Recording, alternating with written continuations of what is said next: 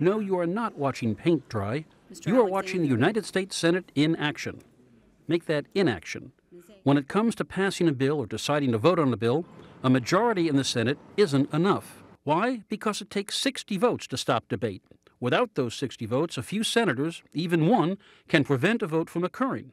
That's what they call a filibuster. The Senate was a graveyard for good ideas. New Mexico Senator Tom Udall wants to change the rules that he says has brought the Senate to a grinding halt. It's very hard to actually make a difference on something unless you change those rules. Wild horses aren't going to drag me off this floor. This is what we think a filibuster looks like. Jimmy Stewart's Mr. Smith going to Washington to stand and fight against a majority. Or in the 1950s and 60s, trying to stop majorities from passing a federal civil rights law. We expect to keep talking until the bill is defeated. Strom Thurmond holds the record for the longest single filibuster, 24 hours plus. And he was also part of the record 57-day effort, unsuccessful, to block the 1964 Civil Rights Act. But in the last few years, both parties began using this tactic more and more often.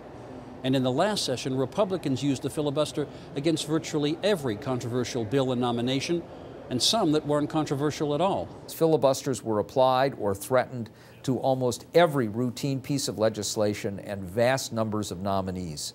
So the process has just changed dramatically in the last 4 to 6 years. These days, senators don't have to stand up and talk endlessly. The mere intent to filibuster forces the majority to round up those 60 votes. And the tactic can be used over and over for every amendment and at every step of the process.